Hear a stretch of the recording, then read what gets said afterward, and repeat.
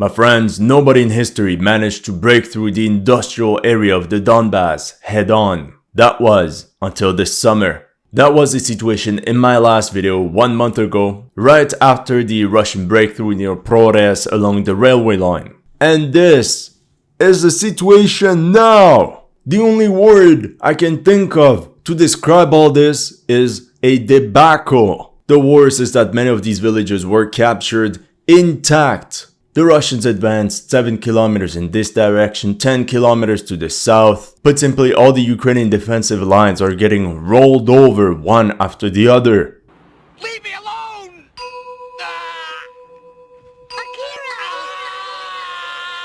So today, my birthday gift to you is a complete step-by-step analysis of the situation on the Pokrovsk front.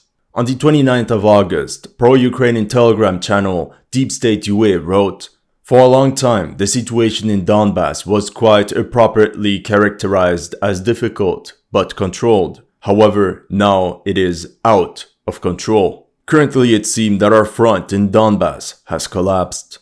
The morale of the Ukrainian army is so low that even the former president of Ukraine, Poroshenko, showed up in Pokrovsk to deliver drones and military equipment. But the real operational disaster is how Russian assault detachments managed to storm the strategic stronghold of Novohrodivka and cleared the place within 4 days. It's a bit extreme. Now the next step as the Russian army swings south could be the complete encirclement of thousands of Ukrainian soldiers deployed east of the Vovcha River. And I'm far from being the only one thinking this. Here German journalist Julian Röpke stated, "Now the entire central Donetsk frontline sector is under threat of collapsing. Despite this mass withdrawal and the strategic mistakes of the Ukrainian Genius Bar, Ukrainian forces demonstrated a fair share of heroism, namely to rescue friendly formations that were all of a sudden stranded and encircled behind enemy lines. But the problem is now with the fall of Novohrodivka, the Russians are only 8 kilometers away from Pokrovsk. And there's still tens of thousands of civilians in the town that have to be evacuated. Why wasn't this done earlier? How can they be in such a denial? How could such a military debacle even happen?" This is what I will try to analyze both from a tactical and operational perspective. However, I can give you some spoilers. Check out this video from Pokrovsk, recorded on the 25th of July. The city's administration ordered its workers to plant flowers and trees all along the main road, instead of preparing the defense of the city by building trenches and tunnels. Madness and stupidity. I guess the mayor Sergei was too busy building all the fortifications on Minecraft. It's also not a surprise that by the 5th of August, Ukrainian journalist Butusov reported, "Defensive positions being built on the Mirnorad-Pokrovsk line are just for show. It's a complete joke." Then the Telegram channel of the 25th Air Assault Brigade, whose paratroopers are getting grinded down at the front, wrote, "There are no fortifications there in Pokrovsk. Here, the money was stolen again." And the second is pure military incompetence. For 5 months, Russian assault detachments have been using the same trick on the Ukrainians over and over. In small fire teams, they infiltrated the tree lines bordering the railway line going straight to Pokrovsk, and nothing was done about it. 5 months! And we can bet they're gonna reach Pokrovsk along the same railway line. We are winning! Welcome to History Legends, and here are the latest news of the Russo-Ukrainian war. If you're new to this channel, make sure to like and subscribe. As you know, some of my Ukraine videos have been targeted with limited or no ads. So make sure to check out my Patreon or PayPal to keep the show running. Thank you to everyone that has already helped, and welcome to the headquarters. So to fully understand the reasons behind this Ukrainian collapse, we have to go back to my last video. That was the frontline situation on the 6th of August. I mentioned how Pokrovsk was defended by an outer layer of urban areas, composed by the towns of Mirnorad-Hrodivka, Novohrodivka, and Selydove. As long as these positions hold, Pokrovsk is safe. and from its central positions it would be easy to reinforce any part of the front that was threatened. At the same time, the Ukrainian command, aka the geniuses, wanted to prevent the Russians from flanking the strategic city of Konstantinivka. That's how the northern sector was defended by the trustworthy 110th and 47th Mechanized Brigades in the sector of Vozvidzenka. Meanwhile, the sector of Hrodivka was defended by the 31st and 151st Mechanized Brigades. Regular formations. The positions inside and south of Zelane were held by units of the 25th Air Assault Brigade. So overall, there wasn't any weak formation on the front line at this moment. So in theory, all these units were more than capable of holding the front. While Zelane still laid in the gray zone, Russian assault detachments got a foothold inside Ivanivka and Serhivka. It didn't take long for the situation to become dramatically worse for Ukraine. 24 hours later, Serhivka and Vesely and most of Ivanivka fell into Russian hands. If we zoom out, the Russian army continuously tried to bypass the bottleneck of Karlivka. Due to the failure of frontal attacks, Russian drone operators simply tried to weaken enemy rotations by ambushing some of their pickups going back and forth. But no territorial gains could be recorded in this sector. It's possible that the Russian army redirected the units from the Karlivka area and poured them into the main area of operations further north. Into the breach! By the 10th of August, the Ukrainian paratroopers inside Zelane managed to counterattack and push out the enemy from this farming district. They even launched an attack along this tree line, perhaps in order to capture part of this railway line, in order to cut off the flow of Russian reinforcements. That's how an M1A1 Abrams pushed out of Mykolaiivka. Its goal was most likely for a quick fire mission to support the Ukrainian paratroopers counterattacking the area around Zelane. However, the Abrams was intercepted right at the exit of the village by 1, 2, 3, and 4 FPV drones. Further north, Russian troops continued to make progress inside Ivanivka. Here you can see Ukrainian FPV drones chase after Russian troops. But as you can see, the riflemen don't move in 12-man squads anymore, but in binomes of 2 soldiers in order to avoid detection. And the side effect is that instead of having to use 1 or 2 drones to take out an entire infantry squad, all of a sudden the Ukrainians need at least 6 or more for the same damage. Overall, forward elements of the Russian armed forces started creeping their way towards Hrodivka. For 2 days it seemed as if the Ukrainians managed to contain enemy assault squads. However, in these 48 hours, it seemed the Russian army staff cancelled several operations, like the storming of Chasiv Yar, and doubled down towards Pokrovsk to bring in the maximum amount of forces into the breach. But this also goes to show the Russian army's own limitations in manpower and resources. It's not like during World War II where the Soviets could launch multiple armies on the offensive, simultaneously involving millions of men.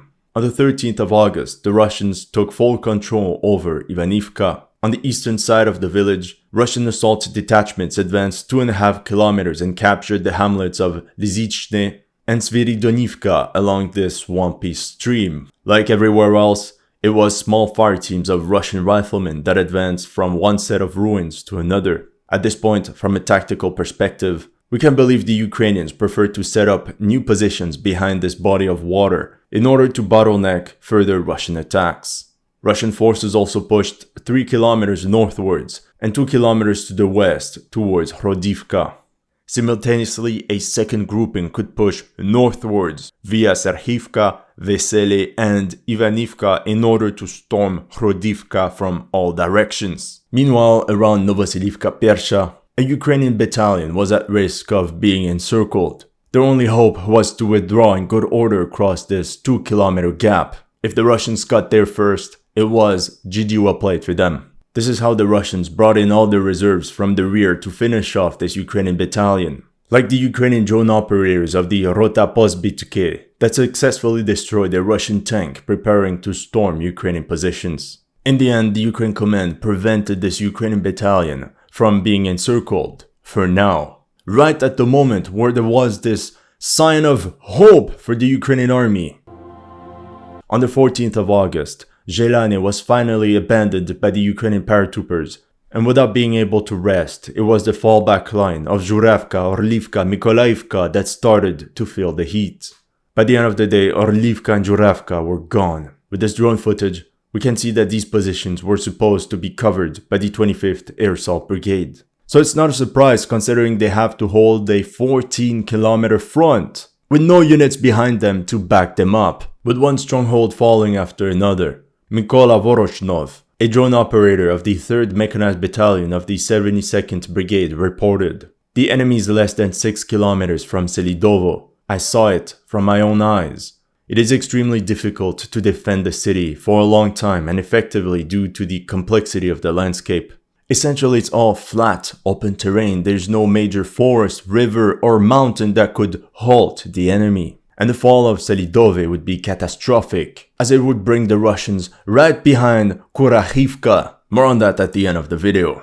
Mykola also said, "We are watching the Kursk direction. We still don't understand anything, but we're watching with delight. So unless the Kursk offensive can bring tangible victory points, the expected effect will just backfire and the entire morale of the Ukrainian army will fall. With all this chaos, it's not a surprise that this motor crew of the 159th Battalion of the Territorial Defense are asking for donations as they're in urgent need for equipment.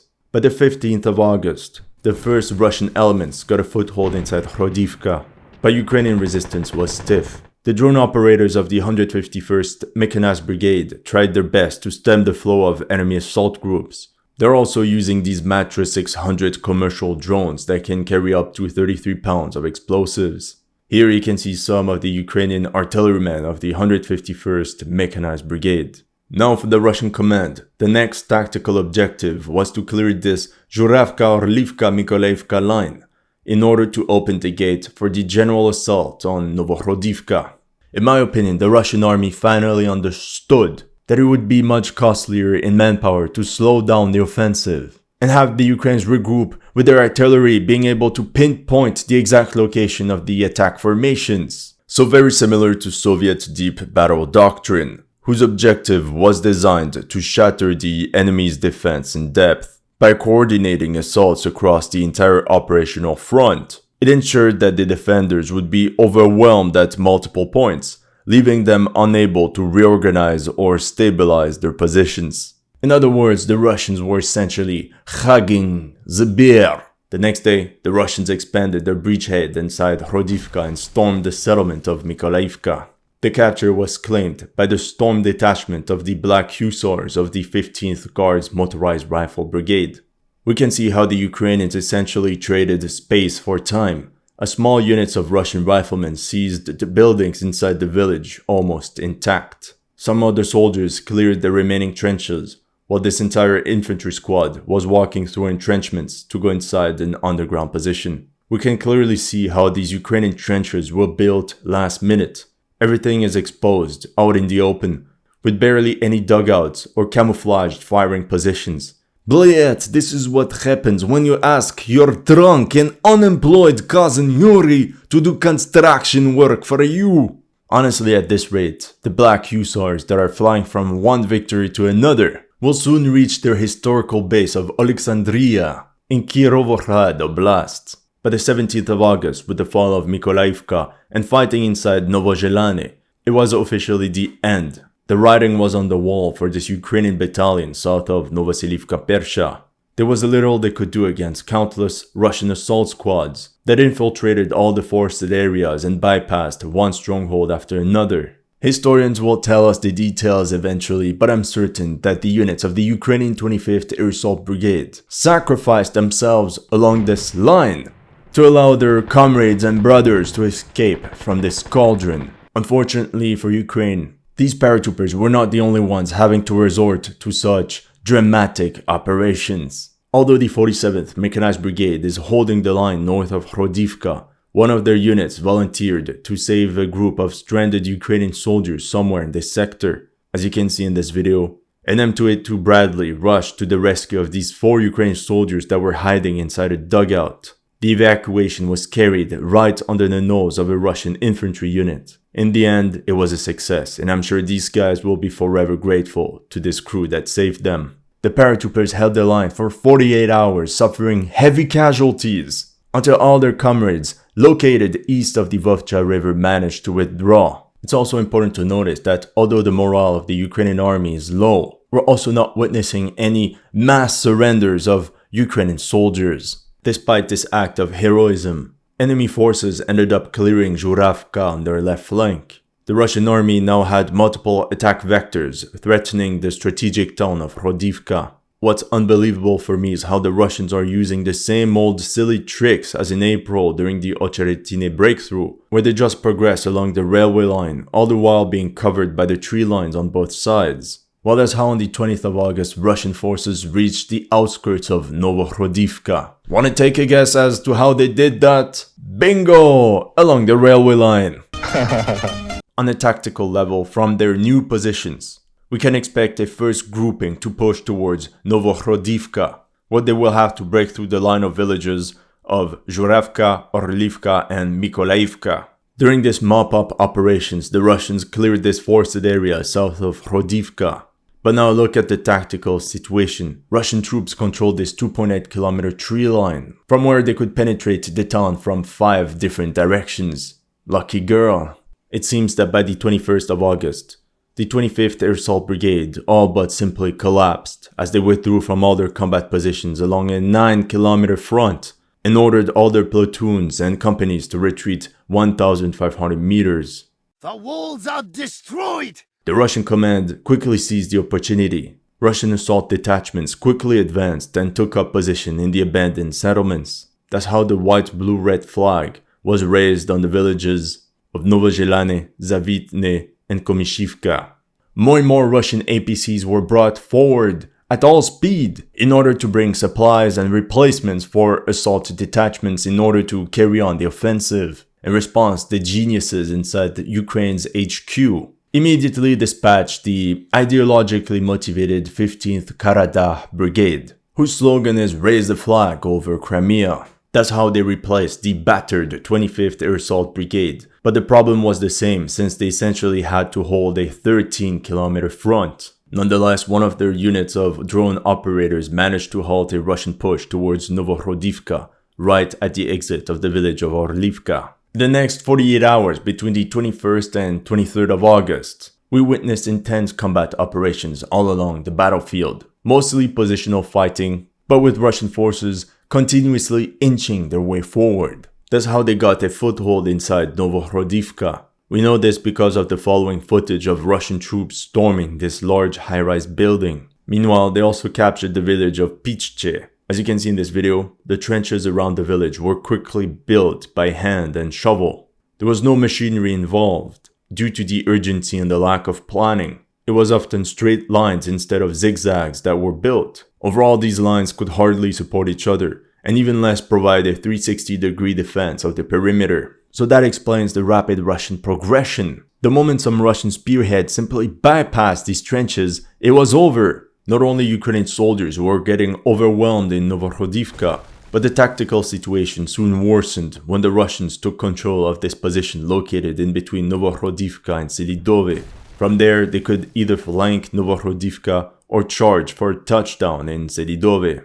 Here we can get a glimpse of another of these improvised fortifications that the Russians steamrolled. Now if we try to zoom out and analyze what's actually happening from an operational perspective, the Ukraine command concentrated its best forces on the northern part of the sector, and maybe due to a shortage of reserves, had to neglect the other sectors, hoping that the Russian forces would eventually tire themselves out due to a lack of reserves or by the overextension of their supply lines. However, it seems the Russian armed forces prevented this scenario by concentrating all the reserves from the entire Ukraine front right at this point. And that's how they kept pouring more units into the breachhead. And this is how the Ukrainian southern sector just bursted. Now the Russian army is pushing southwards as they're taking the path of least resistance. And this is where I have to bring up an unpopular opinion. Considering General Syrski is a smart and capable military commander, maybe he's planning the same maneuver that the Germans did in the winter of 1943 in Kharkov. namely the Third Battle of Kharkov of February 1943 led by Field Marshal von Manstein. Essentially, the modern-day parallel would be the following: protect the most important cities and urban areas, while letting the Russians take up ground in the south, in order for them to waste their reserves in empty potato fields and overextend their supply lines, all the while giving them a carefree feeling of victory. Meanwhile, the Ukrainians would trade space for time and organize an armored Kampfgruppe that would flank the enemy salient at its weakest point.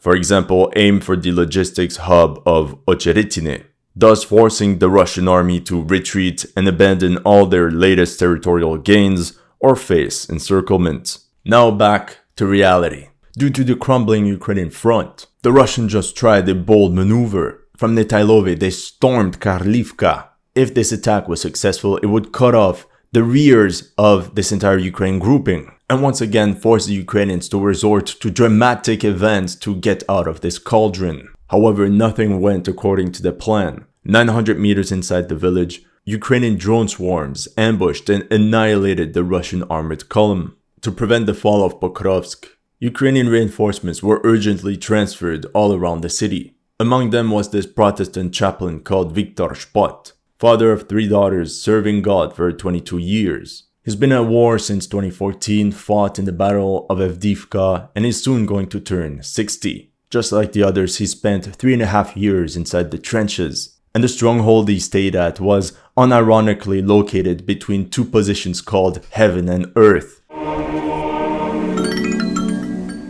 On the 24th of August, heavy fighting could be reported inside Novohrodivka, but it's really the capture of this 2,500 meter long tree line that brought the Ukrainian front line to collapse once again. The next day, Russian stormtroopers pushed another 900 meters. They pushed all the way up to this mine bordering Selydove. The bad news accumulated, and now it was Kalinove that was stuck in a semi-encirclement. In response, the 47th Mechanized Brigade dispatched one of its M1A1 Abrams tanks for a rapid fire support mission north of Kalinove, most likely to allow a Ukrainian unit to pull off a retrograde maneuver while being supported by friendly units. On the 26th of August, all along the Pokrovsk front, we could witness a general retreat of the Ukrainian army.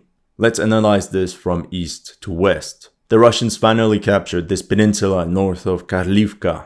They stormed Kalinove and controlled the eastern half of the settlement. This unit pushed 2,000 meters and took Memrik. The mine and the waste heap east of Selydove fell into Russian hands, as we can see from this FPV drone footage. The Ukrainians also had to abandon the northern part of Mikhailivka. The last assault was very interesting because, according to video evidence, the Russians finally brought their armored reserves to the front.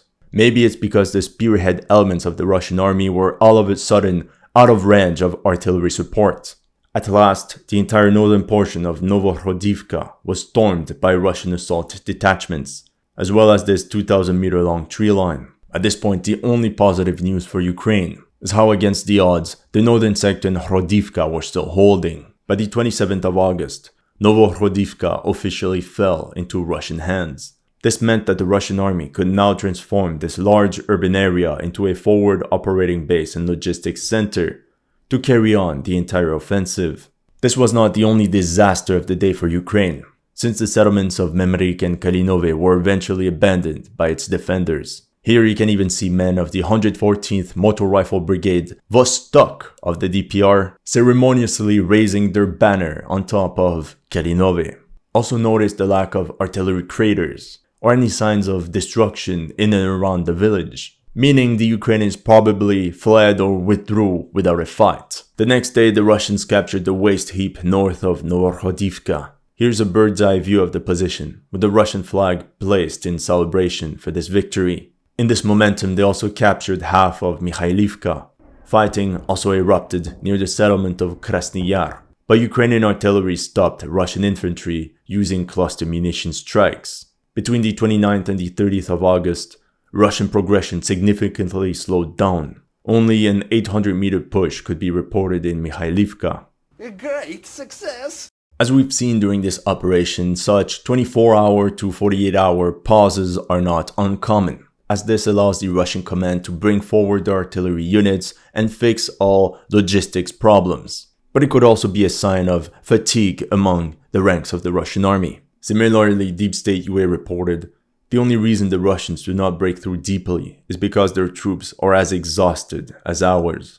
However, they retain a significant numerical advantage. But then Deep State UA also wrote something very accurate but also very strange. Our current command should study the German experience of 1944, when the Wehrmacht constantly faced large-scale crises at the front and somehow managed to get out of them. However, this will only postpone the general defeat. By the 30th of August, the Russians launched a pincer maneuver on the Ukrainian defenders of Kharkivka, which quickly forced them to abandon all their combat positions. Shortly after, DPR veterans of the Somali Battalion raised their banner on the Holy Epiphany Church located on the western end of the settlement. Meanwhile, Russian spearheads kept approaching Novohrodivka. The general assault could be launched at any moment. At the same time, Russian recon units were dangerously approaching Selydove. Some of them were rumored to be inside the city already. If this city falls, there is very little the Ukrainian army can do to save the Southern Donbas Front. The objective was the fortress of Pokrovsk. I say fortress because we're talking about a large urban area located on the high ground protected by a river with countless high-rise buildings, mines, and industrial areas that can be transformed into impressive strongholds, meaning a frontal attack by the Russian army would be extremely costly with no guarantee of success. However, all these defense bonuses of the town of Pokrovsk are being thrown out due to this massive flanking maneuver coming from the north. For Ukraine, in the best case scenario, they evacuate all the positions east of the Vovcha River in an organized retrograde maneuver, as they regroup in these urban areas on the high ground west of the river. However, for this to be possible, the Ukrainians have to be able to defend the town of Ukrainsk at all costs. Because of its strategic nature, the Russian command will probably focus all its attention on Ukrainsk. If the city is captured, once again using the path of least resistance, the next Russian objective will be Tsukurine. From there, it won't take much more to encircle the urban area of Pokrovsk. And because Ukraine has been traumatized by the experience of Mariupol, they're just gonna pull out all their forces. So in X amount of time, we can expect this Ukraine grouping to withdraw behind this railway line going from Pokrovsk all the way south to the Kurakhove reservoir. If done properly, this could be a solid defensive position that the Ukrainians could hold for months. That's all I have for you today. Let me know in the comment section what you thought of my analysis. If you're new to this channel, make sure to like and subscribe. And if you want to support my work, make sure to check out my Patreon or PayPal. The link is in the description below.